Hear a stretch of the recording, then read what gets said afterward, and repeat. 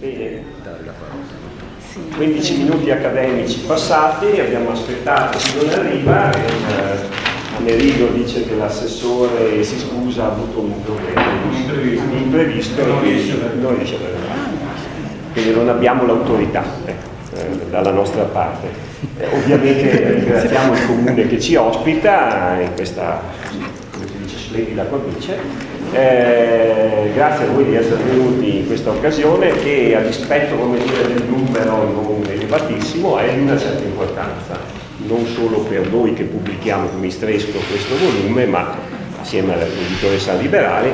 Grazie, molto gentile, perché stiamo appunto presentando qui a Treviso per la prima volta quest'opera, che è una raccolta di fonti, quindi non è, come dire, di semplicissima lettura, ma si può leggere, nel senso che si raccontano tante storie, anche dati, informazioni, eccetera. Cioè, i preti della diocesi di Treviso furono indotti, come dire, a scrivere delle relazioni relativamente agli anni della guerra. Poi Monsignor Chioatto parlerà, credo, soprattutto di questa cosa qui.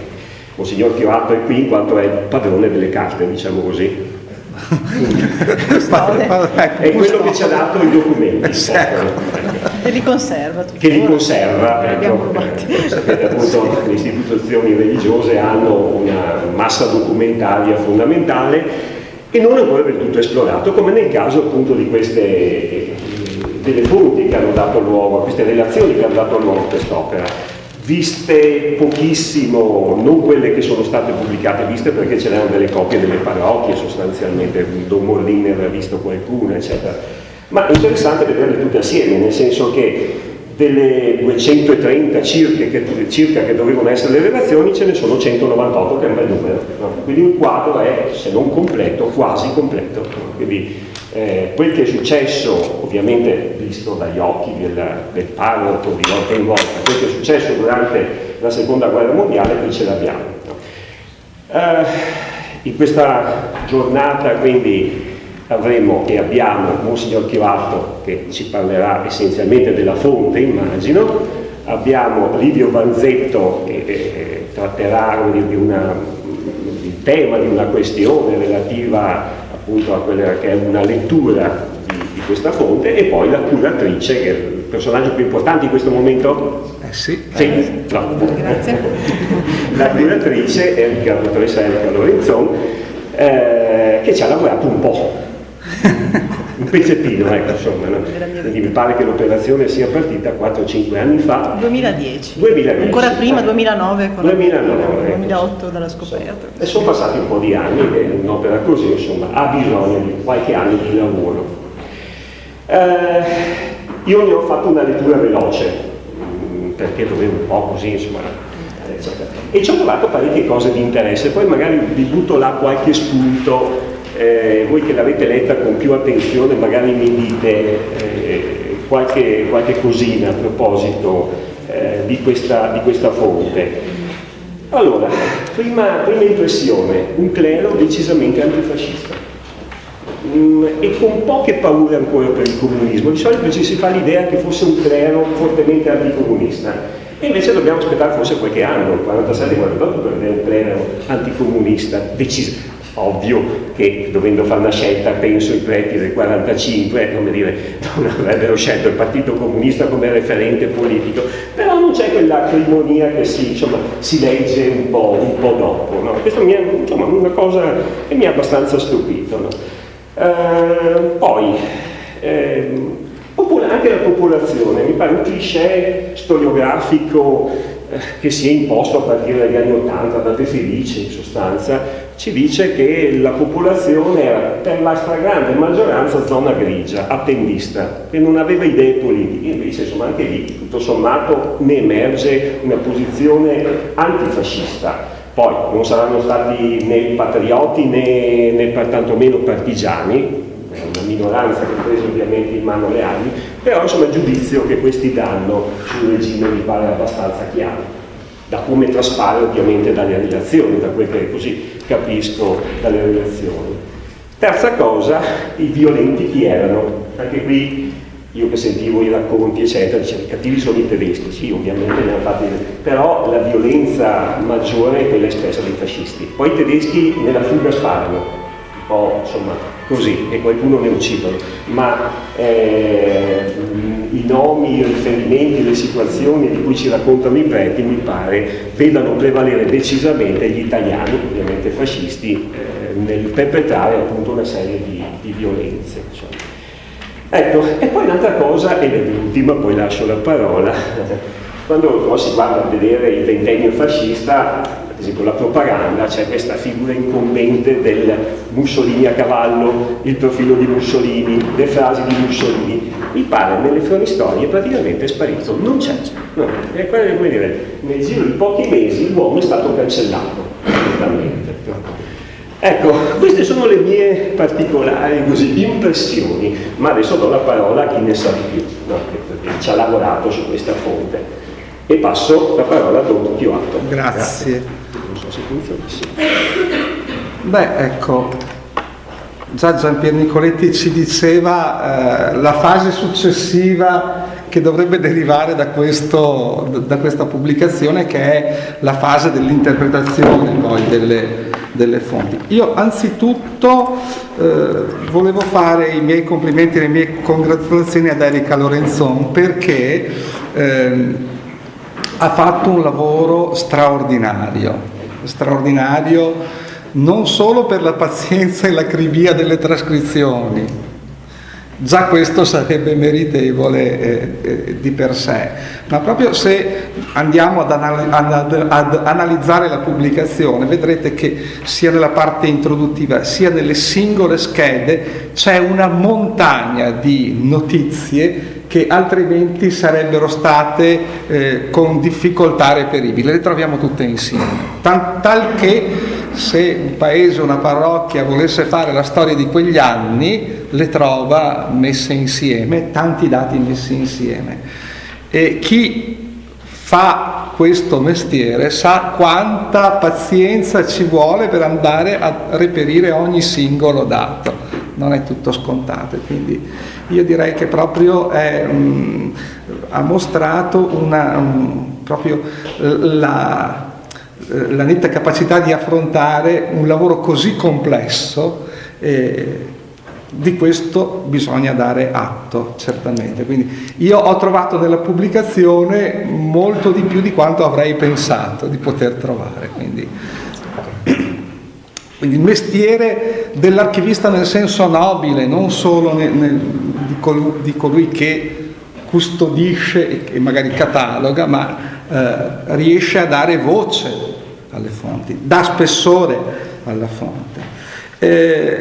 In secondo luogo, questo lavoro ci dice, già lo ribadiva nell'introduzione Gianpier, sull'importanza degli archivi ecclesiastici e della loro catalogazione. Io da pochi mesi sono diventato anche responsabile dell'archivio storico diocesano e a dire il vero questa cosa mi spaventa, perché ho 58 anni ed è un tempo breve rispetto a queste imprese. Da 20 anni che curo la biblioteca del seminario e lì siamo arrivati a un buon punto, ma perché davvero la massa documentaria che è raccolta è molto preziosa, e non solo per la storia ecclesiastica, ma come ben sapete per la storia civile e la storia sociale. E quindi il grande lavoro che ci attende è quello di riuscire a inventariare e catalogare la maggior parte delle fonti per renderle disponibili. Insomma, ecco.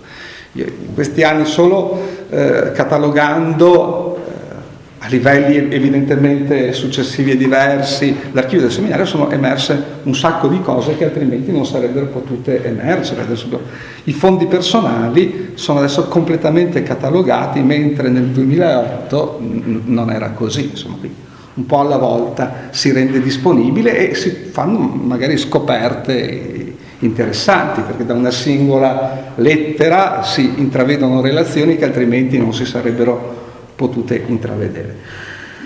Detto questo, vale la pena di dire com'è andata la questione, e qui facciamo doveroso atto di memoria a Don Giorgio Morlin, che appassionato storico e in particolare di quest'epoca, e con cui veniva abbastanza spesso in biblioteca, comunque quando ci incontravamo o alla presentazione di libri o in altre occasioni, ecco, lo mostrava, da anni mi diceva della esistenza di queste fonti, ma appunto perché, come diceva Giampiero, qualcuna lui ne aveva trovata negli archivi parrocchiali, evidentemente copie. E poi man mano, nella parte introduttiva io pubblico anche i lavori che erano stati fatti per altre diocesi, ad esempio a sezioni diverse, quella per la diocesi di Padova curate da Pier Antonio Gios, ma non solo, in Italia c'erano stati più tentativi, e quindi doveva esserci per Treviso, certo, doveva esserci per Treviso, ma dove? E qui appunto la fortuna, l'occasionalità me l'ha fatto scoprire, narro, c'era una studentessa di storia dell'arte che doveva fare una tesi sulla tipologia architettonica delle chiese del Novecento. Allora, chi si era occupato di questo? Certamente Monsignor Costante Chimenton, che aveva avuto l'incarico dopo la Prima Guerra Mondiale dell'opera delle ricostruzioni delle chiese distrutte. Voi sapete, colleghiamo la Prima alla Seconda Guerra Mondiale, voi sapete che la diocesi di Treviso da questo punto di vista era stata la più danneggiata di tutte, e quindi mi pare che siano oltre una trentina le chiese che vengono ricostruite, e lui aveva curato tutti i rapporti con i ministeri, con le soprintendenze, per cui evidentemente ne erano sorte con stili differenti, tra cui alcuni, come quello di Santa Maria della Vittoria, addirittura avveniristico negli anni 30, ecco. E io sapevo che la maggior parte di queste fonti si trovava nell'archivio storico diocesano, e è da correggere quello che ho scritto, ma il tempo era giusto, e anche fino all'anno scorso era giusto, perché adesso è stato pubblicato nel 2015 da parte di Laura, adesso il cognome mi sfugge il nome, il catalogo di questo fondo, e quindi è interamente disponibile dal novembre dello scorso anno. E però sapete, Chimenton ha il suo archivio personale in 3 istituti diversi, ecco, anche questo è un po' una stranezza, ecco. C'è la parte dell'archivio istituzionale che aveva raccolto per i compiti affidategli dalla diocesi nell'archivio storico diocesano, ma in cui è raccolta anche parte di documentazione personale. Una seconda parte era raccolta nell'archivio del seminario di Treviso, e una terza parte nella biblioteca capitolare, ma senza una distinzione netta tra le varie parti. Allora io sono andato a vedere nel fondo Chimenton dell'archivio del seminario, e ho fatto la scoperta che lì c'erano 4 buste con queste cronistorie. Io ho telefonato subito a Don Giorgio Morlin, il quale si è precipitato e ha fatto una prima opera di ordinamento e di inventariazione delle fonti, poi affidando all'Istresco e quindi poi all'Erica Lorenzon il prosieguo di questo lavoro. Ecco, io mi sono accorto subito, è Laura Fornasier quella che ha curato la catalogazione della parte di Chimenton. Ecco, tutto sommato io mi sono fermato a questo livello, e poi appunto ci sono state tutte le altre fasi, dalla scansione alla trascrizione e infine alla presentazione nel suo complesso. Ecco, ma è interessante anche comprendere come questi 2 eventi, che sono la prima e la seconda guerra mondiale, in questi 2 eventi certamente, lo dice poi anche l'Erica Lorenzon nella sua introduzione, il clero e i parroci in modo particolare hanno un ruolo rilevante, ecco, sia di collegamento tra chi è al fronte, chi è alla resistenza, e le singole famiglie, sia di mediazione con le autorità locali, in maniera molto differente tra la prima e la seconda guerra mondiale, perché nella prima guerra mondiale abbiamo il dramma poi del profugato, di quello che entra in diocesi, di quello che se ne va e di chi deve seguirli. Tra l'altro io credo che uno dei prossimi impegni che avremo sarà quello di catalogare il fondo di Monsignor Ferdinando Pasin, che è stato protagonista dell'una e anche dell'altra, per dire l'interesse che può avere, protagonista non solo da parroco, ma da parroco che era interessato fortemente agli eventi civili. Tutto nasce e viene pubblicata poi come fonte da una lettera del 28 giugno del 1944, dove la Segreteria di Stato chiedeva ai vescovi e agli ordinari diocesani una relazione sulle condizioni del clero e sul personale religioso, sulle chiese, case parrocchiali che avevano subito danni dalle azioni belliche, e sulle condizioni degli archivi diocesani e sulla situazione religiosa e morale della popolazione della diocesi. Quindi siamo ancora in piena guerra mondiale e mancano ancora parecchi mesi alla fine. Però poco tempo dopo la congregazione consistoriale inviava ai vescovi una lettera riservata nella quale si chiedeva di rispondere a 3 questionari molto dettagliati sui danni materiali e morali arrecati dalla guerra alle persone, alle istituzioni, agli edifici e sul modo di rimediarli. Tra l'altro, se si ha la bontà e la cura di mettere insieme tutti i dati, sappiamo anche quanti sono stati i soldati morti, i civili morti, quelli sotto i bombardamenti. Sì, è interessantissimo. Però la via scelta per la trasmissione di queste missive era quella dei cappellani militari, per cui giunsero parecchio in ritardo ai loro destinatari. A questo punto, qual era l'obiettivo? L'obiettivo di queste lettere era che poi gli ordinari diocesani, i vescovi, trasmettessero in Segreteria di Stato una relazione sintetica su quanto era avvenuto. Probabilmente, oltre alla richiesta di informazioni, era anche, aveva un senso apologetico per difendere il ruolo che la Chiesa aveva svolto, ecco, all'interno del conflitto. E di qui parte la seconda fase, chiamiamola quella diocesana, in cui arrivano ai parroci queste raccomandazioni. Ma nel frattempo il vescovo già risponde sinteticamente alla richiesta fatta. E tuttavia sono pochissime le relazioni che sono giunte, mentre Chimenton, che allora ricopre il ruolo di vicario generale della diocesi, vicevescovo dal 44 al 52, insiste fino a che mi pare che dobbiamo giungere al 46 perché tutte le relazioni arrivino. E quindi terminava lo scopo istituzionale della stesura delle relazioni, almeno quello che era richiesto dalla Segreteria di Stato, e iniziava un altro tipo di scopo che certamente era nella mente di Chimenton. Allora, perché Chimenton insiste 2 volte sul bollettino diocesano, richiama questo dovere, tanto è vero che appunto quasi il 90% poi delle relazioni arriva.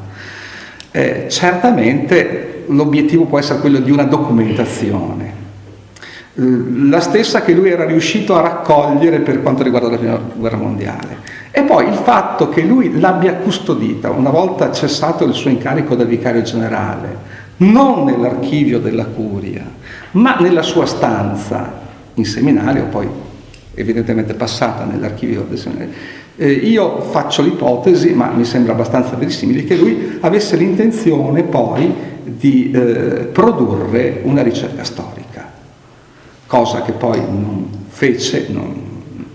Gli anni passavano, morirà nel 1961, e quindi questo materiale lo considerava più suo che non istituzionale. Ecco, quindi una parte considerevole del fatto che ne abbiamo custodite così tante si deve proprio alla sua intenzionalità di custodirle e poi di lavorarci su. Ecco, questa sua preveggenza ci consente oggi non solo di arrivare alla pubblicazione delle fonti, che è vero non saranno di facile lettura nel loro complesso, però ogni singola è abbastanza fruibile, facilmente fruibile, ecco, ogni singola parrocchia, ogni singolo paese è abbastanza facilmente fruibile, no? Anche perché lo stile con cui i parroci scrivono non è uno stile particolarmente, sono molto diversi evidentemente, ecco. Da fonte non sarà neanche omogenea perché non si attenevano scrupolosamente, qualcuno così narra con libertà molto o narra assai poco con altrettanta libertà, però ecco, ci si offre un quadro complessivo. Oggi ci consente un lavoro ulteriore, che era quello che iniziava poi Giampiero Nicoletti, che è quello dell'interpretazione. Finisco già qui tentando anche di dare una risposta a una domanda che aveva fatto, no? Che poi è una costante delle ricerche che si sono fatte fino adesso sulla diocesi di Treviso e il clero trevigiano durante il periodo fascista. Ricordiamoci che Treviso, la provincia di Treviso, nel 1924 alle elezioni è quella dove il Partito Popolare ha la più alta percentuale d'Italia. Quindi c'era una forte organizzazione sociale dei cattolici. Questo senza dubbio è un primo motivo. Poi certamente ci sono stati vari allineamenti, ma ricordiamo che non solo la distruzione delle sedie che è avvenuta in quell'occasione, ma anche il conflitto che avvenne nel 1931. Ecco.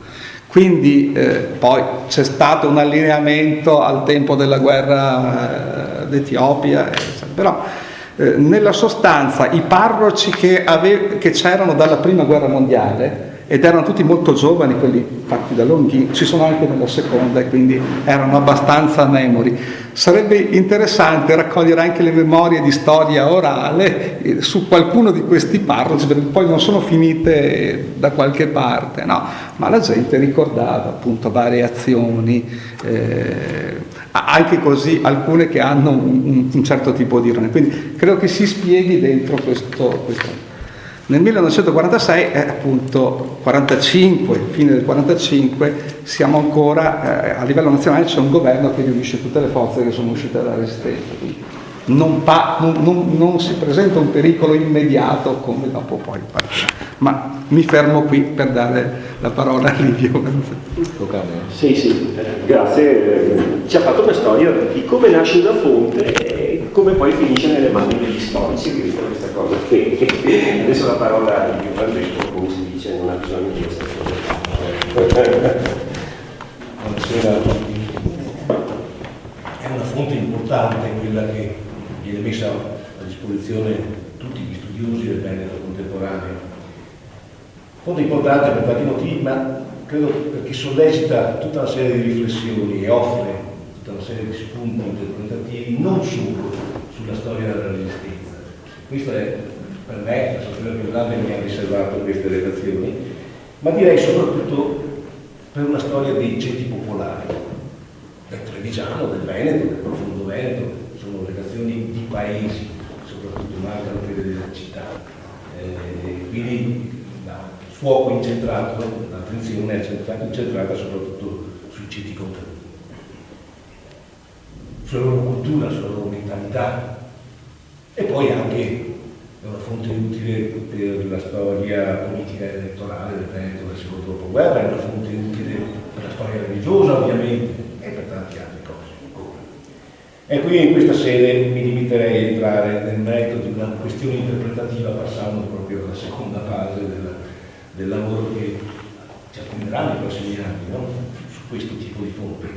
Una questione interpretativa che dal mio punto di vista è importante, poi non so, ciascuno ha delle priorità nelle proprie scalette di ricerca.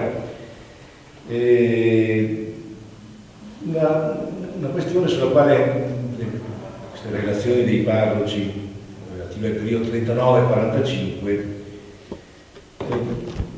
gettano una luce che mi è apparsa per molti aspetti sorprendente e inaspettata.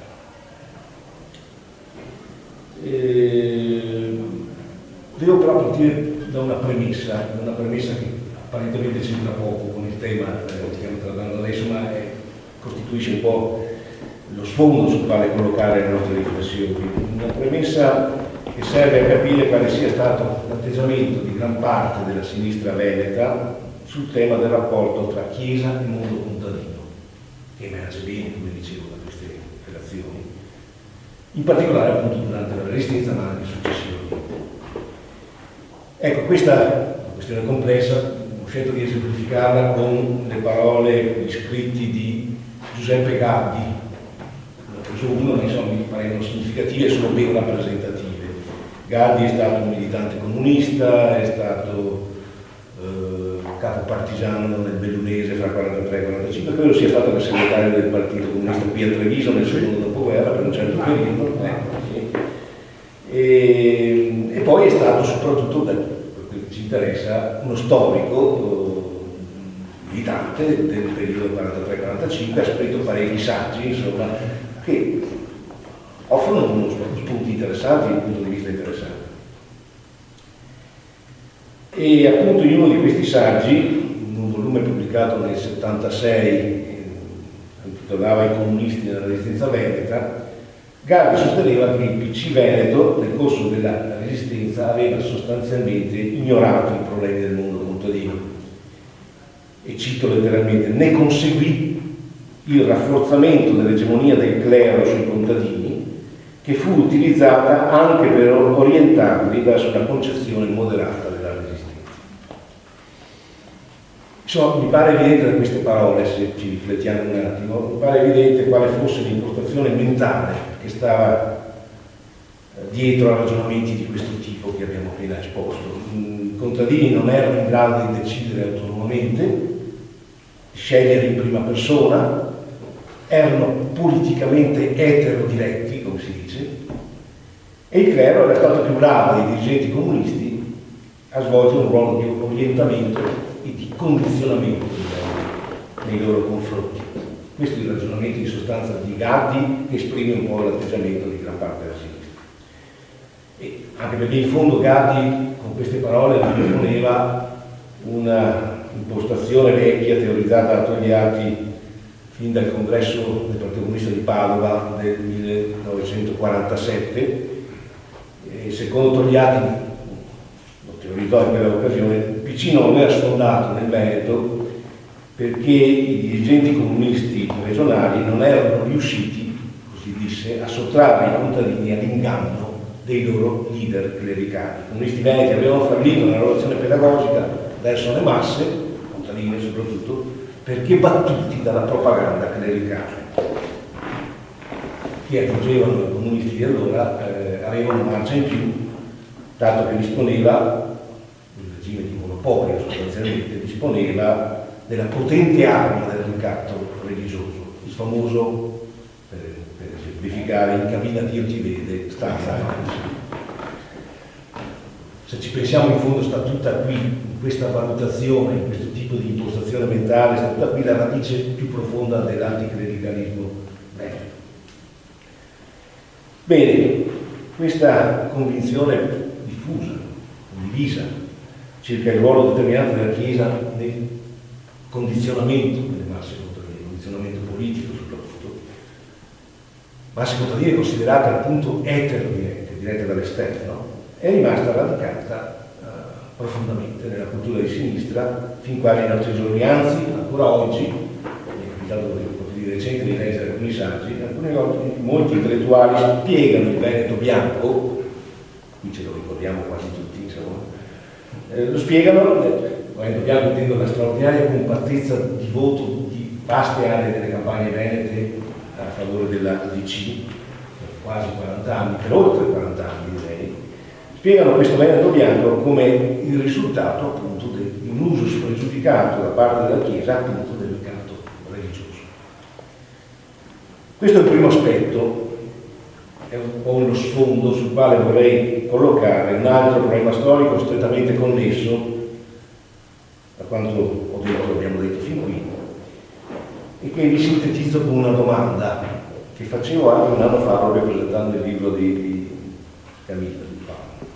Come mai in vaste aree del Veneto ex rurale si è imposta, ed è arrivata fin quasi ai nostri giorni, se non ai nostri giorni, perlomeno per chi ha la mia età, una memoria popolare della resistenza del tutto negativa? In vaste aree i partigiani sono stati posti quasi sullo stesso piano, più o meno sullo stesso piano delle brigate negre.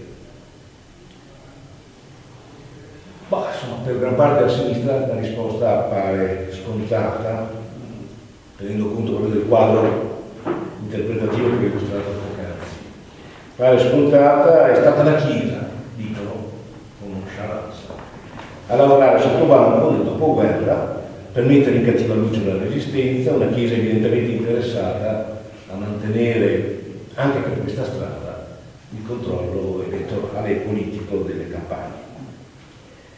E in effetti di recente proprio mi è capitato di porre il problema della cattiva memoria resistenziale e i miei interlocutori di sinistra hanno reagito con un sorrisetto mazioso, quasi a dire: ma dai, non dici che non l'hai capito anche tu, qual è il vero problema, è chiaro come sono andate le cose, solo che oggi non si può più dire perché siamo alleati.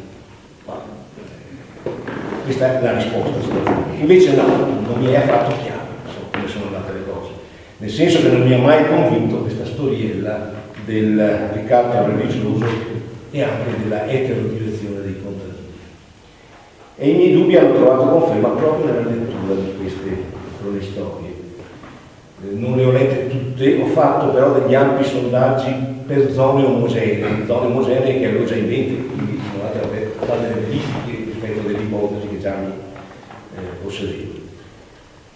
Questi sondaggi, da questi sondaggi risulta evidente che ancora nel 1945, quando la maggior parte di queste relazioni furono scritte, alla fine del 1945 devo dire, l'atteggiamento dei parroci, come notava anche chi ha introdotto oggi Giampiero, l'atteggiamento dei parroci verso la resistenza era molto positivo, o al peggio non era non negativo, insomma, neutro. E questo avviene soprattutto, ho detto che ho letto per aree omogenee, avviene soprattutto nelle aree rurali del profondo Veneto, che lo chiamiamo così, proprio quelle aree che daranno poi il 70-80% di voti alla monarchia nel 1946 e daranno oltre il 90% di consensi alla Sicilia nel 1948. Campo San Pierese, che oggi è Treviso, Città dell'Ese, la Castellana, naturalmente Castelfranco Veneto escluso, perché è altra cosa, alcuni comuni veneziani al confine con Padova e Treviso come Scorzè e Venezia. Sostanzialmente queste aree erano le più in cui l'atteggiamento dei parroci appare più positivo verso la resistenza, e quelle che poi daranno sono appunto le zone nelle quali di lì a poco, oltretutto, si sarebbe imposta quella rappresentazione tutta negativa della resistenza di cui parlavo un attimo fa, una rappresentazione che finirà poi per letteralmente criminalizzare l'intera lotta di liberazione senza neanche la preoccupazione che in altre aree c'è di porsi, la preoccupazione di distinguere fra partigiani bianchi e partigiani rossi. Dalla lettura poi sempre selettiva di queste relazioni ho notato l'esistenza di una zona della diocesi nella quale il giudizio dei parroci sulla resistenza appare più critico, ed è quella dei paesi a est di Treviso, a ridosso della città, per intenderci Bosson, Casiera, Carbonera, ecco, sono queste le zone. Ma anche in queste relazioni, a ben vedere, la condanna, la presa di distanza riguarda fatti precisi, singoli episodi, eventi, riguarda singole persone, non riguarda l'intero movimento di liberazione in sé, considerato quanto tale. Detto questo, torniamo ai paesi del profondo Veneto, che è l'area che mi interessa di più, anche per ragioni autobiografiche. Mi riferisco in particolare a quelli della zona che conosco meglio, al confine fra le province di Padova e Treviso. Ricordo bene, per esperienza personale, che ancora negli anni 70, non so, a Campo San Piero, a Trevaselega, a Morgana, a Zero Branco, a Piombino d'Ese, Loreggia, i partigiani venivano chiamati in maniera sprezzante pantegani. È un termine che si è perso, ma allora era molto diffuso. A dire il rifiuto che c'era verso quell'esperienza. Sono andato a leggere proprio le redazioni di quelle parrocchie e conosco bene, quindi sono in grado di valutare bene. Sant'Alberto, Scandolara, Noreggia, Massanzago, Campinodese. Ecco, in queste relazioni noi troviamo giudizi, quando va male, di comprensione, ma talvolta addirittura di esaltazione del movimento partigiano, mentre durissimi appaiono sempre le prese di posizione contro i nazifascisti. Durissimi. Vi propongo un paio di esempi che mi sembrano particolarmente significativi. Relazione di Campo San Piero. Mi ha colpito il giudizio sulla strage di Santa Giustina in Colle. Giustina in Colle è un comune confinante con Campo San Piero, però in diocesi di Padova, mentre Campo San Piero è l'ultimo della diocesi di Treviso. Vi leggo questo giudizio. Il 27 aprile, brigantesco ed efferato eccidio in Santa Giustina in Colle perpetrato dai tedeschi e dai fascisti. 22 persone furono fucilate.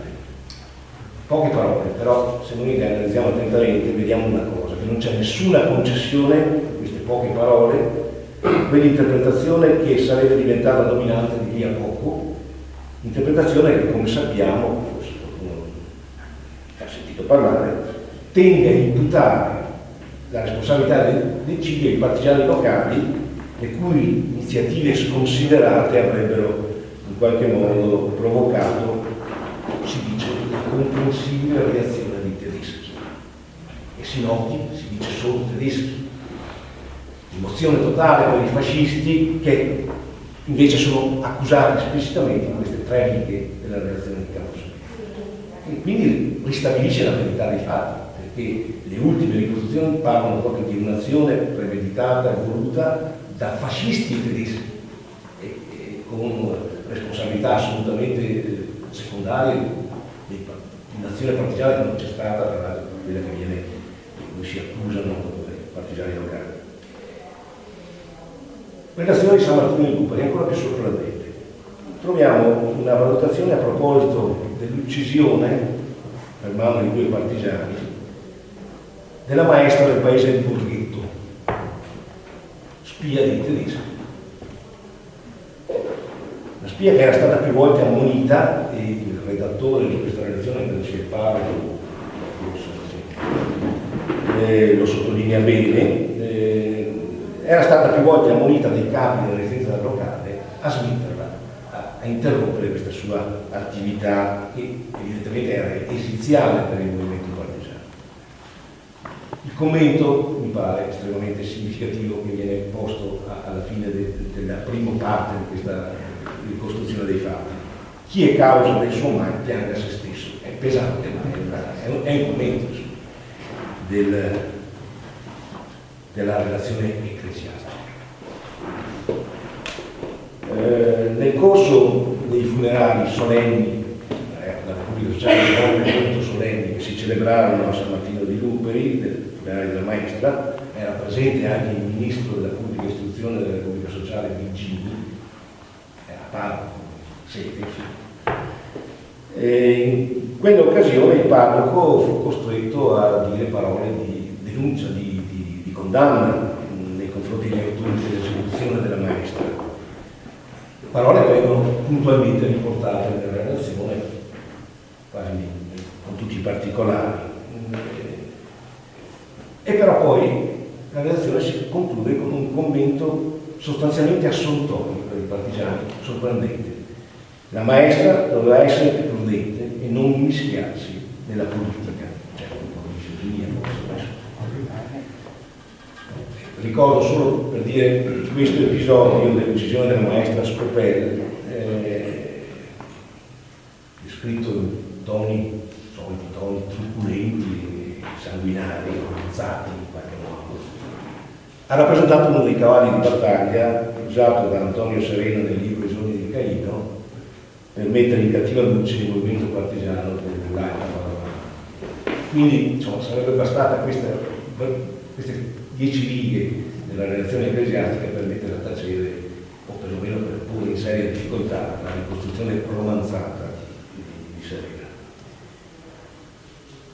Dunque, stando agli esempi che vi ho fatto e a tanti altri che ho potuto proporre, nel caso che esiste, abbiamo anni adesso per leggere, non cambia le relazioni, non fu la Chiesa ad alimentare una memoria negativa della Resistenza, almeno fino alla fine del 1945, anzi, sembra vero esattamente il contrario.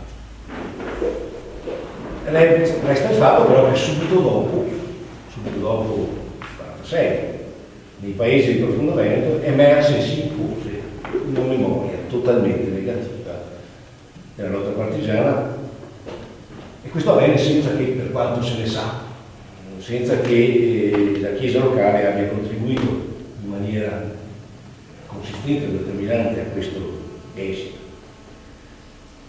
Casomai appare verosimile ipotizzare che negli anni successivi siano stati i parroci ad adeguarsi a un nuovo clima che si era instaurato nei paesi.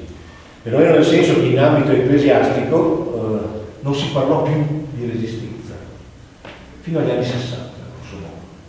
Rimozione totale, una ricerca su Vita del Popolo ha appurato che nel settimanale diocesano non è rintracciabile alcun riferimento alla resistenza per tutti gli anni 50. Non si dice male, non si dice niente, non si dice niente, si rimuove. Credo per rimanere in sintonia con un certo tipo di fedeli che avevano assunto un atteggiamento che era sfuggito anche al controllo della Chiesa stessa. In questa sede non entro nel merito delle cause vere, remote, di questo instaurarsi di una cattiva memoria resistenziale. Basta entrare nel merito. Non entro nel merito anche perché su questi aspetti potrei rinviare un recente saggio che è uscito qualche mese fa.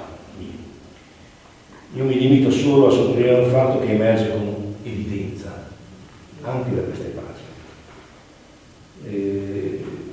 Ceti contadini organizzati nelle loro comunità paesane, e una storia delle comunità paesane non è ancora stata fatta, andrebbe fatta. I ceti contadini non erano eterodiretti né dalla Chiesa né da altri. E questo contrariamente a quanto sostenuto da quasi tutti coloro che sono occupati di questi temi, da storici ai sociologi e ai politologi, che continuano a ripetere questa storia della eterodirezione. Ben lungi dal poter controllare sempre e comunque le scelte delle comunità paesane, i sacerdoti sembrano invece in certe circostanze subire l'influenza del clima che emerge, del clima dominante all'interno dell'ambiente nel quale vivono e operano.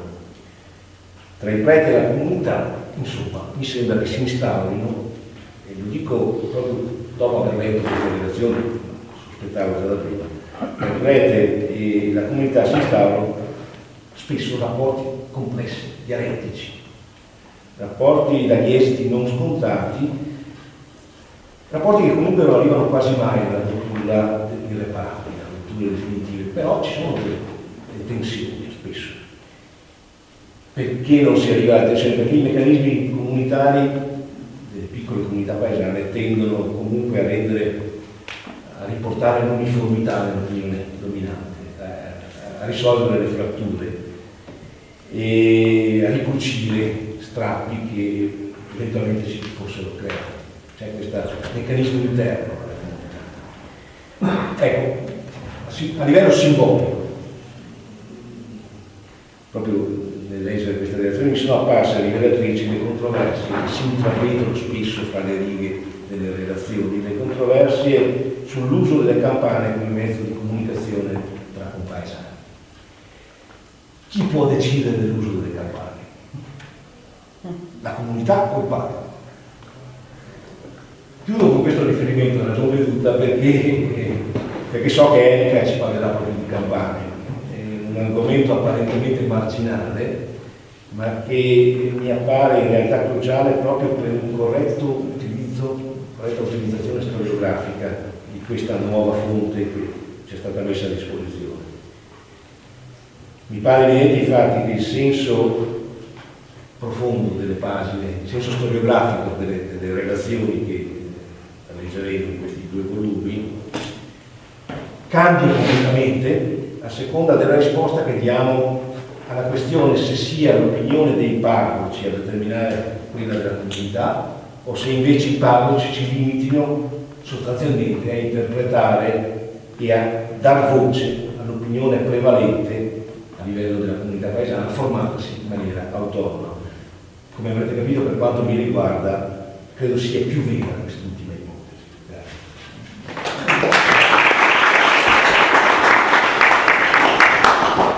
Grazie Livio di questa prima lettura molto interessante su questo tema delle comunità rurali. Infatti si è aperto un lato anche dell'età moderna. Questi contadini che sono spesso stati trattati come dei poveri scemi che non capivano niente, invece avevano le loro strategie, avevano la loro intelligenza e la loro capacità di adattarsi via via alle varie situazioni. Una fonte c'è qualche cosa di interessante di fare, insomma, quindi potrebbe essere ulteriormente sondato. E ora la curatrice, quindi aspettiamo naturalmente la curatrice, perché insomma è il centro dei nostri, che ci parlerà appunto di campane. Anche per le sollecitazioni che sono venute sono molteplici. Buon pomeriggio a tutti, io sono felice di partecipare a questa occasione per noi importante come istituto che rende tutto a tutti pubblica questo lavoro, e non posso che cominciare dai ringraziamenti, l'avrei fatti a prescindere, quindi ringrazio a mia volta Monsignor Gatto, ma dobbiamo dare atto del fatto che senza la sua disponibilità, passione e determinazione a valorizzare, a conservare, a valorizzare queste fonti anche in forma così etica, non ci sarebbe stato nulla. E certamente da nata da questa prima sollecitazione una strategia di collaborazione che questo Domenico Manesso, impegnato da subito, grazie a Don Giorgio, a scannerizzare, scansionare, come si dice. Quindi se abbiamo la possibilità, che sono conservate nel DVD allegato a queste pubblicazioni, di poi consultare i testi in originale, conservandoli. Diciamo che per quanto pare la carta, e soprattutto le carte degli originali, si conserveranno più a lungo nei decenni che i supporti digitali, ma insomma è chiaro che è facile da consultare un supporto in questo senso, scoprendo la complessità della fonte e tra l'altro il ruolo giocato anche da Pimentò, che è la responsabile degli effetti di questa raccolta, e poi sicuramente impegnato in progetti che non si compilano, cioè a farne un'ulteriore rielaborazione, si impegnò anche a correggere, spuntare, emendare. Devo dire che io non dico litigato con Pimentò virtualmente, però ogni tanto mi chiedevo cosa aveva con questi poveri sacerdoti che veramente li massacrava, ma proprio come insegnante di greco latino qual era stato e in tante altre funzioni. E ringrazio appunto per questi incontri, perché sono stati degli incontri anche personali con la fonte, con le persone che li hanno introdotte. Tutti coloro che hanno collaborato, perché se io dicevo prima la passione e la pazienza, io ho vissuto un tempo speciale, dal 2010 al 2011, quando il distresco, come in primo ruolo, ma in collaborazione con l'Università Ca' Foscari, con la responsabilità di Anselmi Prasellato e Sneghi, hanno permesso che si potesse produrre una borsa di studio. Ho fatto un assegno che mi è stato assegnato e io grazie a quello ho vissuto il privilegio di fare ricerca con la dignità anche di un finanziamento che mi ha permesso di dedicarmi alla lettura, alla trascrizione e alla ricerca, secondo dei percorsi che la ricerca sollecita, di quei documenti che fossero correlati, perché io mi sono chiesta, vabbè, ci sono queste relazioni, ma da cosa sono nate? E il Monsignor Gatto ha ben descritto i documenti che hanno sollecitato questa richiesta. Sono andata a cercare, li ho trascritti anche a loro volta, quindi ci sono, perché secondo me in questo repertorio di fonti si doveva creare una relazione in questo dialogo complesso tra istituzioni, l'istituzione ecclesiastica ha proposto, sollecitato, raccolto e ancora cercando e seguendo tutti i documenti di Pimentò. Sono passata alla biblioteca capitolare, ringrazio anche Don Giuseppe Benetton che è il direttore, che ha incentivato, mi ha fatto leggere e mi ha permesso quindi anche di pubblicare il diario personale di Monsignor Girotto, che era ancora inedito, oltre una sua relazione, quindi si vede anche la figura del vescovo che è sempre presente in tutte le relazioni, Monsignor Lantiero, anche in aspetti inediti, in lui che viene trasportato con la macchinetta, da come si capisce un po', non proprio dell'ultima serie, per cui a volte soggetta a incidenti e guasti vari, appunto da Monsignor Girotto, che gira queste strade già tormentate da tagliamenti, bombardamenti, nonché da le vicende dolorose che occorrevano in queste parrocchie. Quindi c'è una complessità nelle fonti, è un tentativo anche di consegnare come un cognome, anche se abbastanza essenziale, dei dati agli autori, chi erano i sacerdoti, chi erano i cappellani, e poi sì, il bollettino diocesano nei tempi della guerra mi ha permesso di ricostruire anche quante anime, cioè quanti cristiani venivano indicati dai parroci come presenti nel territorio. È diventato una sorta di censimento del censimento per fare questo, cioè rendere queste fonti davvero fruibili per chi generalmente può essere interessato a un territorio, come diceva Livio, comincia magari da una parrocchia. Io per prima sono andata a leggere la parrocchia di Catena di Lorma, sono nata, sono cresciuta, dove lui stava a vedere il curato, in quel caso non era ancora parrocchia, e da lì ci sono queste sollecitazioni che creano un legame con questi autori, con questi sacerdoti. Devo dire che ho provato un sentimento particolare quando, sempre tra le carte del fondo campaniatico che raccolgono anche le carte di Pimentone, nel capitolare ho trovato materiali, in parte probabilmente prodotti anche dallo stesso Pimentone, con tutti i necrologi, i santini, con tanti di epitafi, spesso riguardanti anche il tempo di guerra, di questi autori, cioè di questi sacerdoti, di questi parroci. Ho provato un sentimento strano di chi è talmente coinvolto in quelle fonti che li ha riconosciuti vivi fino a un momento prima, perché li ha letti, ha cercato di comprenderne la scrittura, e poi vede su carta, nero su bianco, che quelle persone non ci sono più, ed è inevitabile che questo accada, però a significare questo legame, che chiaramente deve essere sì affettivo, ma neppure troppo complicato, altrimenti ecco, quell'interpretazione che io poi non ho condotto ulteriormente, lasciandola a chi andrà a fare, chiaramente non deve essere eccessivamente legata a queste implicazioni affettive.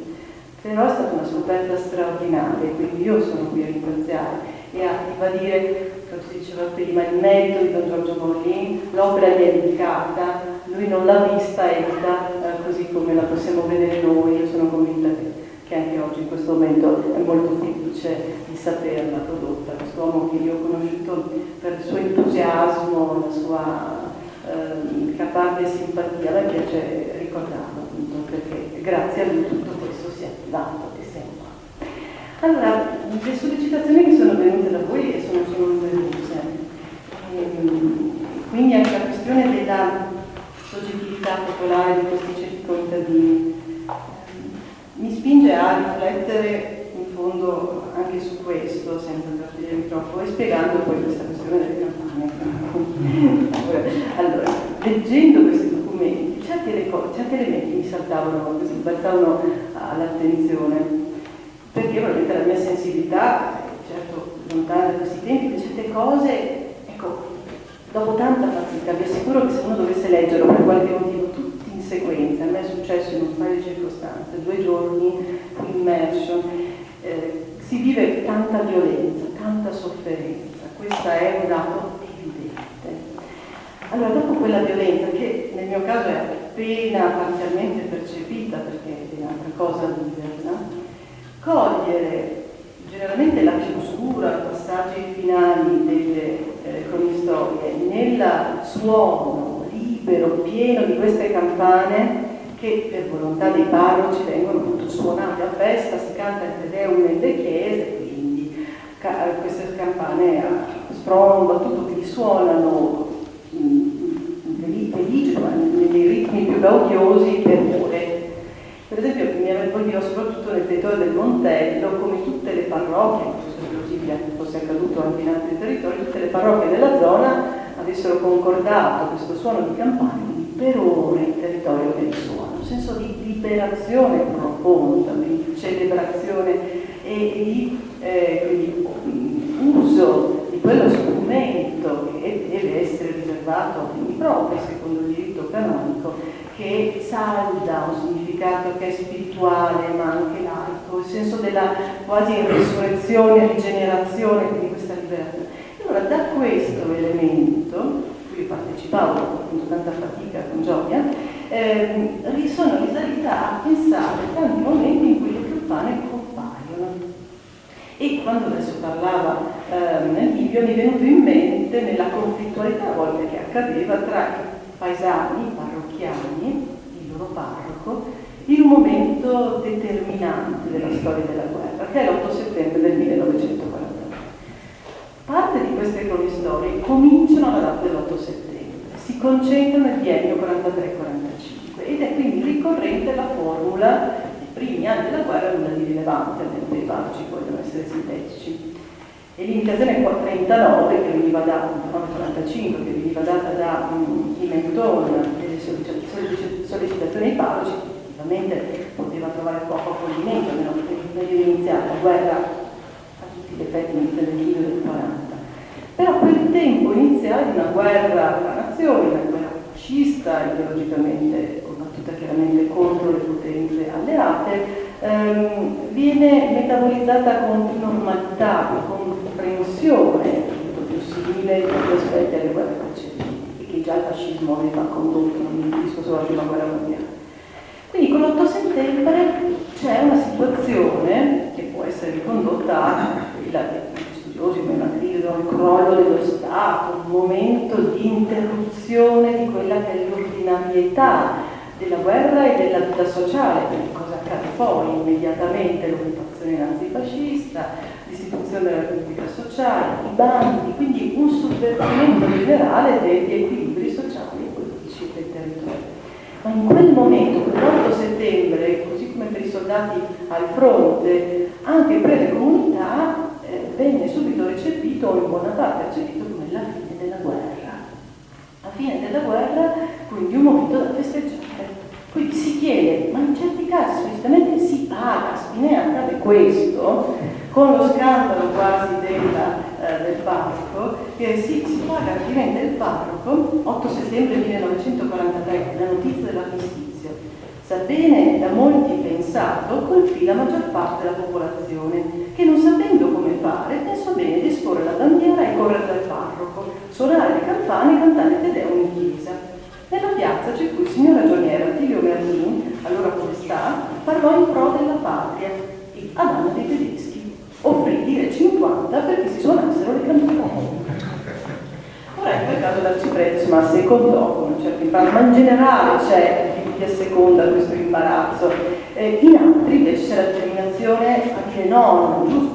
Allora io interpreto questo anche come un porre limite a un abuso dello strumento che deve essere appunto usato per, questo mi è dibattuto in più di un passaggio, fini propri, ovvero le campane benedette non possono adibirsi tutti semplicemente profani se non in caso di criticità, incendi, inondazioni, quindi qualora successivamente si fossero avveati rastrellamenti piuttosto che episodi di bombardamenti, tagliamenti, allora c'è una legittimità, ma è legittimo che appunto il popolo prenda possesso di questo strumento di comunicazione, di un messaggio che dovrebbe essere essenzialmente sociale, sì, ma religioso, spirituale, pedagogico, fine.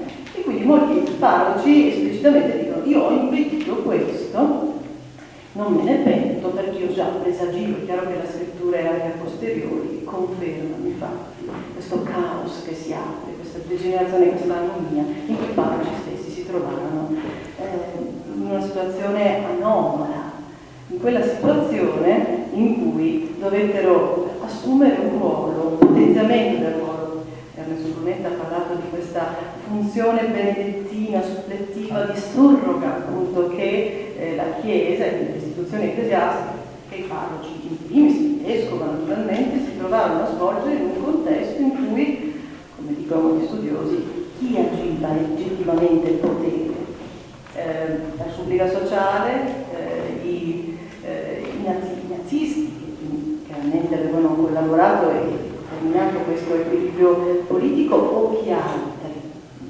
E quindi i parroci si trovano a svolgere una funzione che viene potenziata in quella che però rimane nell'audio. Io vorrei identificare, io ho identificato anche attraverso dei percorsi storiografici quella che secondo me è la funzione principale del parroco, che è la custodia dell'integrità morale del singolo fedele e della comunità nel suo complesso.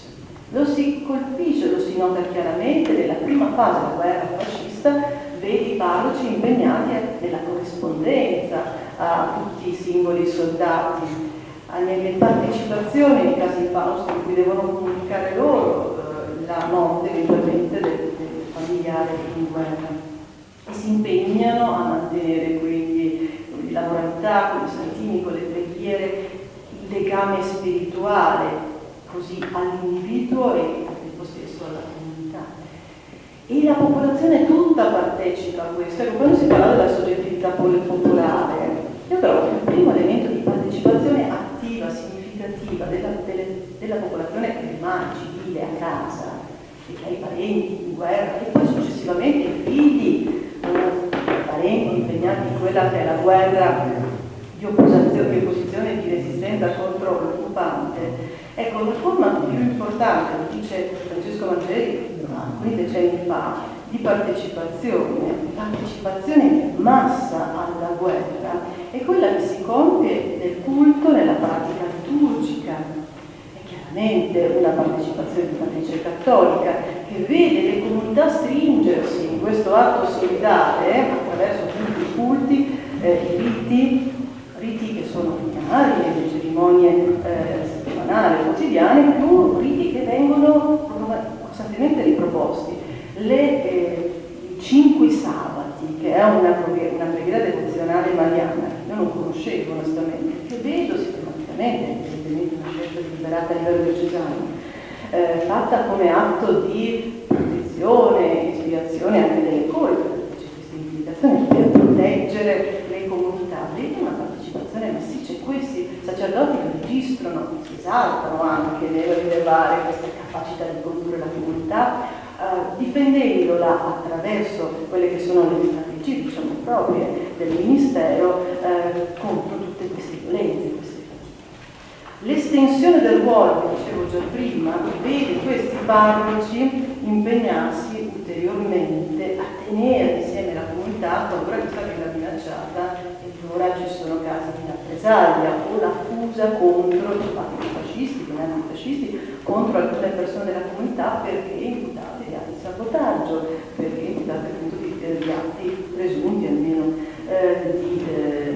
appunto di resistenza.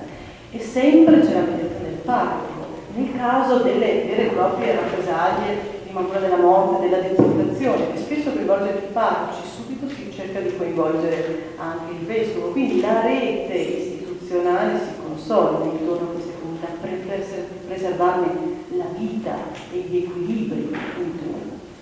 Io voglio ipotizzare, ma non so se è legittimo da tutti i punti di vista, questa opinione che poi si è andata consolidando nel dopoguerra, che ha visto l'oscuramento, il silenzio, un silenzio tendenzialmente negativo contro questi atti della resistenza, che pure avevano visto partecipe alla comunità, subendo in una certa misura, ma anche aderendo, cercando aiuto, cercando certamente di proteggere, per quanto possibile, queste persone. Comunque nel culto si estendeva poi anche la misericordia, diciamo, nei confronti di quelli che sbandati, quindi ancora di fratelli partigiani, scappavano dalle zone di guerra. Ci sono episodi straordinari, moltissime parrocchie, soprattutto prossime alle vie ferroviarie, che cercano di cambiare gli abiti a questi soldati che fuggono dai tedeschi, li nutrono, e lì si vedono fondamentali fedeli, quindi i laici, con il parroco che racconta cosa è stato fatto. Quindi c'è una visione costante.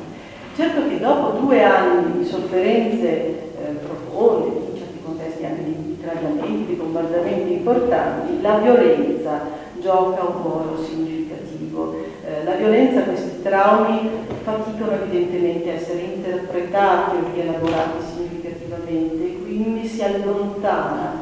La comunità sceglie di allontanare da sé questa cifra qualificante di quella guerra con i responsabili che l'avevano evidentemente condotta da una parte e dall'altra, credo che ci sia comunque un giudizio che è chiaramente negativo costantemente contro i fascisti che agiscono queste violenze, molto più che contro i tedeschi, sono assolutamente d'accordo.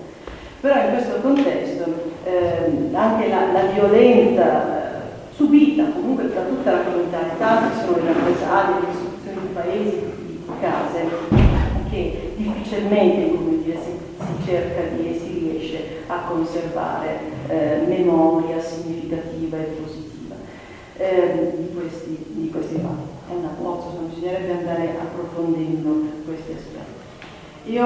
Episodi intorno alle campagne, allora, sono diventati marginali. Una cosa mi ha però incuriosito, e in quel caso è un riferimento all'inizio della guerra. Curiosamente, ecco, la guerra non viene ricordata in queste cronistorie, ovviamente no, insomma, se uno va a cercare in queste cronistorie riferimenti alle date canoniche, 10 giugno 1940, 25 aprile 1945, praticamente non trova nulla, perché appunto si racconta cosa hanno vissuto queste comunità, e il 10 giugno davvero viene raccontato soltanto per la comunicazione della notizia.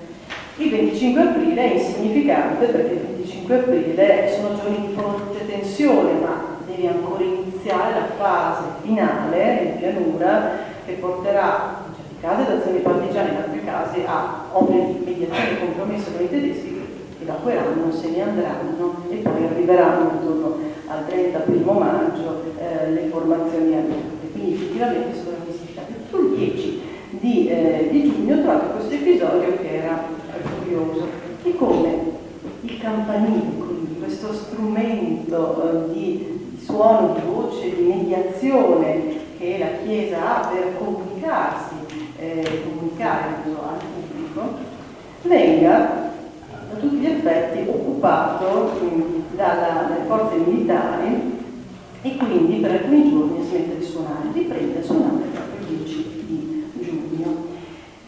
Siamo a Sant'Angelo sul Sile, vicino all'aeroporto, e il parroco commenta così: 10 giugno 1940. Dall'aprile scorso si erano iniziati per ordine del Ministero dell'Aeronautica i lavori di abbassamento del nostro bel campanile da 33 metri a 19 metri. Una guerra che cambia non solo la geografia, le strutture, l'architettura, ma cambia anche i simboli, e quindi sono chiaramente subiti queste trasformazioni. Ciò era dovuto ad esigenze di carattere militare, in quanto che l'altezza del campanile ostacolava il volo degli apparecchi, data la vicinanza immediata all'aeroporto. Le campane furono smontate il 5 maggio 1940 e dopo un mese e mezzo di silenzio, il 10 giugno a mezzogiorno, il nostro concerto spandeva per l'aria le sue note squillanti ed armoniose. Ma la gioia dei parrocchiani si rimuove in presto, perché alle ore 13 arrivò l'ordine di suonare le campane a stormo per un'ora e mezza con intervalli per invitare il popolo ad udire il discorso di Benito Mussolini, ed è davvero una delle poche volte che si sente Benito Mussolini, il quale alle ore 18 dal balcone di Palazzo Venezia proclamava la guerra militare alla Francia. Così le nostre campane, dopo i lavori del campanile, hanno cominciato a suonare all'inizio della guerra. Quindi la mia riflessione, probabilmente nei punti che ho preso partiva da questa data, implica questo elemento di invasione, di occupazione da parte della guerra di questo luogo che voleva essere chiaramente emblematico, positivo, e viene, come dire, smontato da tutti i punti di vista, non solo nell'altezza del campanile. Una notazione curiosa quando si parla della partecipazione anche morale di questi uomini, di questi sacerdoti alla causa, diciamo, anti-nazifascista. Poi si potrebbe discutere, evidentemente ci sono zone in cui ci sono sacerdoti con chiare posizioni antipartigiane perché soprattutto lungo il Basso Piave si riscontrano comunità e gruppi partigiani comunisti, e quindi si vede già, si descrive la fase post-bellica come occupata dall'amministrazione comunista, i sentimenti sono molto contrastanti. Però una notazione curiosa è che ha anche una cifra chiaramente di opposizione a questo abuso, a questa progressiva occupazione di spazi e dei luoghi simbolici per la Chiesa. In realtà questa non viene dalle cronistorie, ma ci sta assolutamente collegata. Allora, si capisce come il 10 giugno, per quanto marginale, descriva già una evidente conflittualità con le istituzioni fasciste. In un contesto diverso, siamo in diocesi di Vicenza, Gazzo Padovano, un sacerdote si rifiutò inizialmente di suonare le campane sollecitato dalla federazione locale e lo fece soltanto in una modalità del tutto originale, potremmo dire. Il cui parroco, appunto di Gazzo Padovano, alla fine concesse di suonare le campane, ma per l'occasione rispose che venissero suonati i 20 rintocchi che di consuetudine annunciavano l'ufficiatura delle esequie. Di fronte alla furia fascista scatenata contro l'evento, il parroco si difese mostrando il telegramma del vescovo, in quel caso di Vicenza, suo superiore, che lo autorizzava solo a tal condizione. Episodi in fondo analoghi di conflittualità, quindi fin dalle origini, si vedono, e chiudo con questo, che quando lo si legge, non di leggerlo, sicuramente Livio l'ha già letto, una risata un po' la strappa. Allora siamo in questo caso a Loreggia, citavo già prima, il parroco si è dovuto staccare, poi magari chi lo conosce, e allora voi che lo conoscete, quindi immaginate, io entro in questa storia, devo dire che merita, insomma, una sorta di citazione. Cosa succede? Che evidentemente qui c'è, io che leggo questo episodio, un parroco che vuole profondamente affermare la presenza cristiana, cattolica nei contesti anche, diciamo, laici, fascisti. E quindi i rapporti del parroco, dice, con gli esponenti del pace locale furono, come si suol dire, di carattere puramente formale, fatta eccezione per le opere assistenziali, specialmente i bambini, che non decidono questa collaborazione. Tuttavia, nel gennaio 1940, e quindi già prima della guerra in questo caso, un primo incidente si è verificato poco tempo dopo l'inaugurazione della sala nella casa del fascio. Per l'occasione il parroco regalò un crocifisso da collocarsi nella sala stessa, dono assai apprezzato anche dal presente segretario federale, se non che, avvenuto il cambio della guardia a Padova, come a Loreggia, il subentrante segretario politico del paese, adducendo a pretesto il volere del federale, ritornava al parroco il crocifisso suddetto, perché troppo grande e quindi sproporzionato all'ampiezza della sala.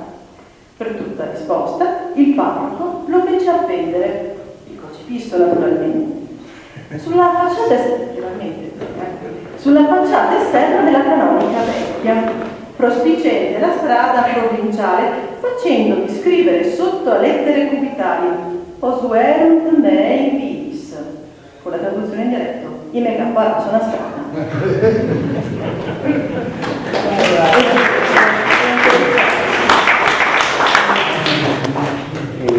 Avete capito insomma che potete trovare tante cose dentro quest'opera. Adesso io aprirei anche un attimo il microfono ai presenti, se c'è qualche domanda, qualche ce n'è subito una, Giannini. Ma nella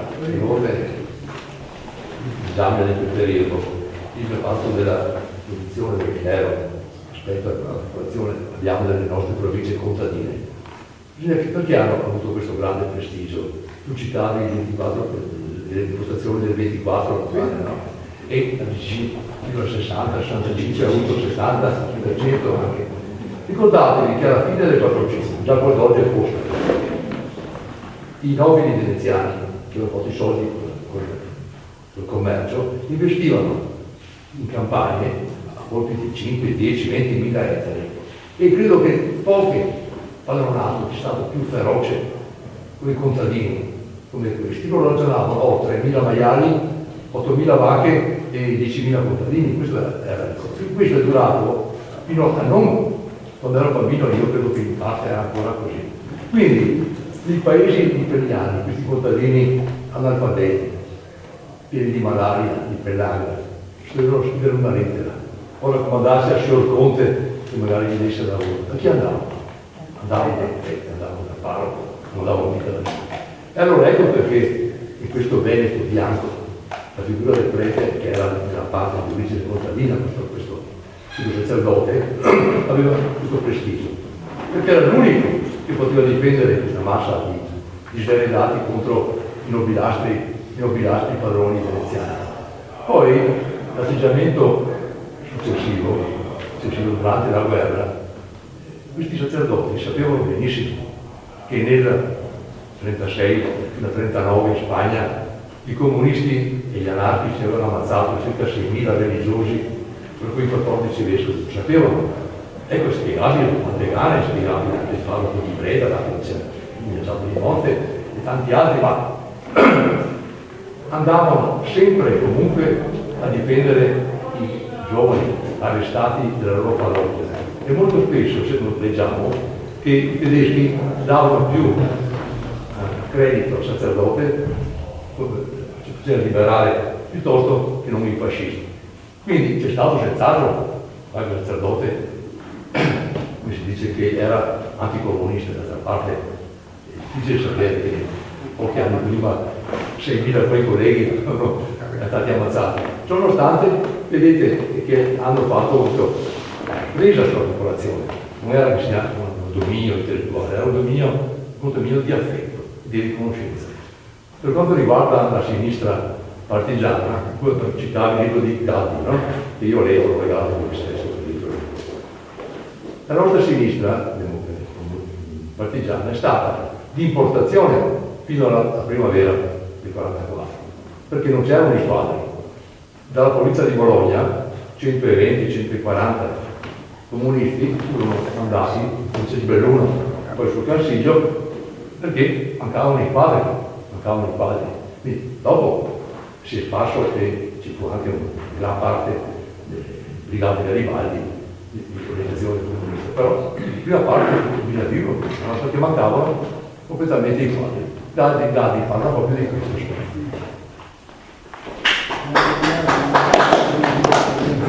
Posso approfittare per ringraziare Enzo Sedini, che ha dato un contributo importante, così anche un modo per raccontare come gli stesso ha lavorato, proprio che abbiamo lavorato insieme. Si è reso disponibile nel trascrivere alcune relazioni e io ho avuto questa condiscendenza considerevole, specie per i testi più difficili, grazie mille, e l'ha fatto con grande piacere, quindi e poi ringrazio Tatiana Calmasini, Giorgio Nicoletti e Lisa Tempesa che sono qui, non volevo penso che con me poi ho riletto e più si rilegge più si trovano cose, quando si trascrive sicuramente non è sempre facile utilizzare tutte le parole, quindi veramente è stato un lavoro collaborativo importante, questo ci tenevo a colgo l'occasione.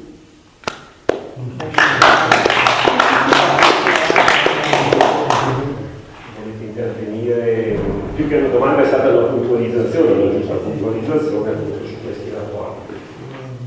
È onesto. Non è onesto. Io devo rimanere seduto perché seguo le malattie, non sono più. Mi accorgo di essere vecchio perché molte di queste persone che le ho conosciute, Don Pimenton non raccomanderebbe, era un umore grande e grosso, piuttosto mobile anche con le mani, tutti i ragazzini, evidentemente. Qui però c'è una cosa che manca, di cui non ha colpa nessuno, non ha colpa lei, non ha colpa la Stefano, non ha colpa. Manca le relazioni della città. Cioè come si fa in medicina alle analisi di contrasto, si inietta un liquido particolare per vedere il contrasto, lo dovremmo ragionare sulla campagna, riferisco all'argomento di Dio essenzialmente, avendo per contrasto quello che dicevano i parroci cittadini, cioè la reazione delle comunità cittadine. Questo non c'è dato di avere, non è colpa di nessuno, ma è una carenza evidentemente che c'è e non ci consente di fare questo tipo di lavoro. Ed è un peccato, evidentemente, che sarebbe completo, come sarebbe auspicabile che il medesimo discorso si facesse per la diocesi di Vittorio Veneto in modo di avere l'intera provincia e propaggi che poi si allarga evidentemente purtroppo. Non so se questo sia possibile. E il meccanismo per cui questi ce l'hanno molto più solo di fascisti che non con altri. E c'è un ragionamento a mio avviso che andrebbe fatto. Cioè il fascismo era convinto, fascismo in senso lato, che avendo fatto la conciliazione del 29, avendo fatto la guerra in Spagna, giustamente si viene richiamato, tra il 36 e il 39, avendo fatto la crociata anti-bolscevica nel 41 in Russia, che così venne giocata, lo studio di Urettini sulla propaganda contro la Russia sovietica del 41-42, l'hanno fatto perché se si è inventato. E quindi ritenevano di accumulato un capitale di benemerenze nei confronti della Chiesa. In parte è vero che Don Stefano ne ha accennato giustamente e intelligentemente. Uno dei motivi per cui Roma sollecita i questionari, uno, è anche il fine apologetico, cioè dimostrare come la Chiesa abbia fatto per bene, che ha fatto, però è meglio anche dimostrarlo. E quindi evidentemente uno di questo far bene nel giugno del 44, a guerra ancora in corso, soltanto con Roma liberata, siamo il 28 giugno, Roma liberata il 4 giugno, è quello di dimostrare che la Chiesa non si è mescolata con questi briganti, ma una volta i briganti avrebbero voluto invece che si mescolasse a loro favore per avere la restituzione dei crediti del loro processo. Quindi è molto complicata la questione, ecco. Vedete, il problema che sollevava Livio giustamente nelle comunità rurali, io non sono esperto di queste cose, Livio lo sa, anzi mi viene sempre rimproverato di essere cittadino. Ecco, io direi però una cosa, chiuderei di una risposta di tipo teoretico e una di tipo pratico. La risposta di tipo teoretico, e qui Gabby dovrebbe fare molta penitenza, non so se dove la stia scontando, non sono affari di quello che vuole. Nel senso che non dimentichiamo che il secolo secolare, il Partito Comunista, proclamò l'alleanza del proletariato urbano, operaio, di fabbrica, quasi quasi soltanto quelli della Fiat, perché già se uno lavorava da un artigiano, non era proprio un operaio di fabbrica, che per sua benevolenza si trascinava dietro i contadini poveri, che era già una frazione dei contadini, non tutti, e comunque si trascinava dietro in un'alleanza in cui il predominio era proprio della classe operaia. Per quale motivo i contadini veri avrebbero dovuto diventare comunisti? La domanda non è rivolta al Nazismo, è rivolta a Gatti. Questo che avrebbero dovuto fare una sorta di mea culpa andando a dire queste cose. Di contro, dall'altra parte c'è un concetto di popolo, quello su cui si fonda il movimento sociale cristiano. Siamo stati una cristiana o meno, tante cose. E non il concetto di popolo, cioè il concetto per il quale non esiste una differenza di classe, ma esistono le classi popolari, diverse dal proletariato. Gatti non confonde, perché non è che fosse un grande teoreta, ma comunque c'è una bella differenza in dottrina. Io ci giocò. Avete la risposta pratica, agosto 1945, non è il giugno, è l'agosto, e non è ancora il 46, quando ci andiamo. C'è un'importante decisione assunta, e qui devo dire democrazia cristiana, la direzione nazionale della democrazia cristiana sui De Gasperi, dal suo punto di vista perfettamente logico, il quale dice non dobbiamo fare un partito di cattolici, perché il partito di cattolici prenderebbe il 20% dei voti, che è il massimo risultato ottenuto da Sturzo, e De Gasperi col Partito Popolare. Dobbiamo fare un partito della nazione, un partito degli italiani, un partito di tutti, purché accettino alcune cose, poi devono recuperare un sacco di ex-fascisti, quindi è logico che ci sia, non si nomini più la resistenza, perché non si arriva a prendere il 48,6% dei voti se non si imbarcano in tanti. Se si imbarcano soltanto i cattolici praticanti, vi aspettate domenica, andate a messa, non è che siano quadrate le giorni quelli che frequentano le chiese. Oggi neanche le 46 di più, sono poi tanti. E quindi il ragionamento politicamente impeccabile di De Gasperi, quello che oggi qualcun altro sta tentando di rifare quando parla di partito della nazione, perché le cose si ripetono, ciascuno giudica quello che vuole. Quindi, secondo me, il problema di una puntualizzazione è quello della mancanza della città, che non approva nessuno. E di questi ragionamenti, di cui faceva Lido, cercavo di dare la mia spiegazione, verrebbero affrontati in una seria discussione, una tavola rotonda e con diversi pareri. Chiedo scusa e riconsiglio. Il Campagnaro, sai che Don Campagnaro citavate, Don Campagnaro andava sempre in bicicletta per prenderli e aveva un fratello che lavorava alla biblioteca civica, il più grande esperto di carte che esistesse nella biblioteca civica, ed è tra gli antenati di Maria Luisa Campagnata, con la parete, tanto perché vediamo. Ma da qui è soltanto perché sono vecchio, chiedo scusa ai vecchi, si parlano addosso. Qualche puntualizzazione? Ad esempio, forse proprio il fondo di Don Pasin potrebbe rispondere e dire delle cose sulla città. Ma è urbano o quasi? È urbano, non sindaco partito della nazione, lui era un vecchio popolare precedente, anche questo andrebbe detto perché era troppo con la resistenza. C'è il 7 gennaio del 45 di mezzo, cioè c'è il fatto che Gavino Sabadini, da cittadella molto lontano, prende in mano la resistenza veneta e quindi organizza nei paesi una serie di formazioni bianche, usiamo questo termine, che insidiano la resistenza rossa. Non mi sembra che fanno del male, quindi sono cose che non c'entrano. Ci sono, nel senso fisico. Quindi è ovvio che il parroco in qualche maniera è centrato in questa organizzazione che difenda, che deve fare degli educativi. No? Ma la cosa tanto ovvio. Non può essere un caso anomalo. Sì, no, certamente, però se c'è un fondo magari tanta roba che c'è stata di là. Magari mi sono così. Qualcun altro? Sì, lo vedo subito. Sì,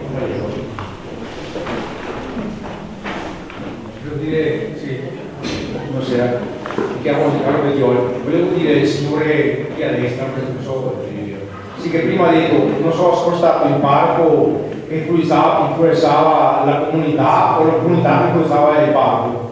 Però bisogna tenere conto anche di fabbricelli, c'è una volta che sarebbero gli attuali consigli pastorali, perché la piccola borghesia che era formata dai negozianti così che praticavano il mercato nero durante la guerra, per mantenere il potere è entrata nei consigli pastorali, i fabbricelli, i comuni fabbricelli, e allora erano loro che influenzavano il parco, non è il parco più o meno, si può dire una specie di nuovo combio.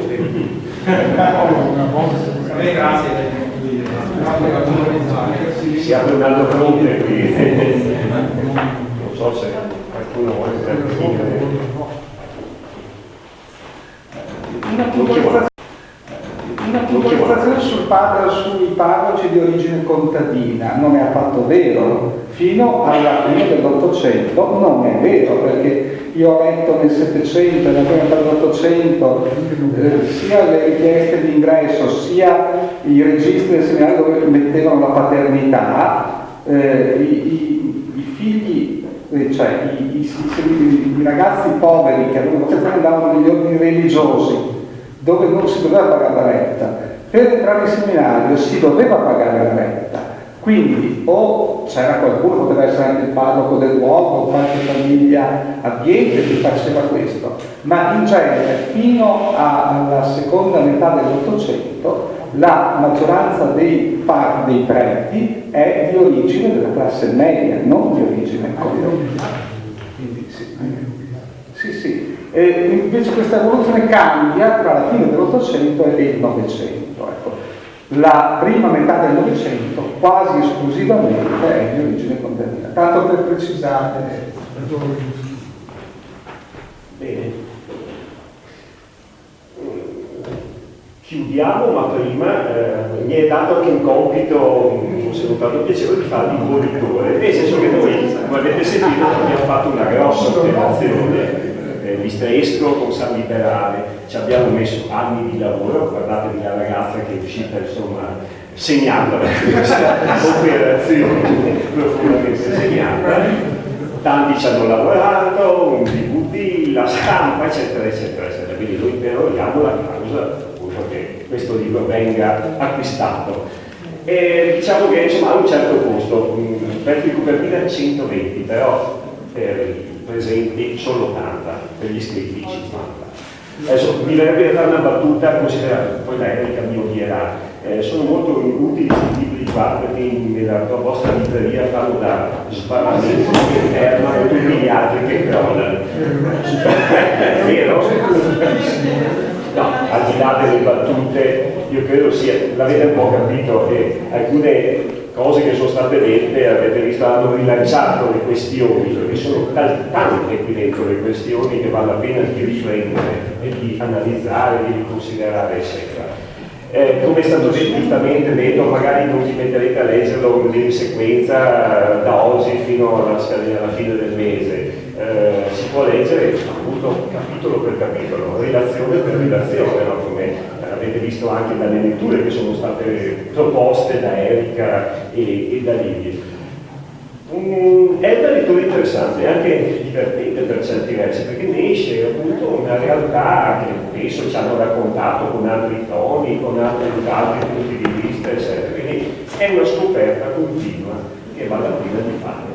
Per gli storici ovviamente diventa fondamentale, ma anche per i cultori, come dire, delle storie patrie, per quelli a cui piace sapere cosa è successo nel passato, credo sia un utile strumento e una bella lettura. Grazie di essere stati qua, vi aspettiamo.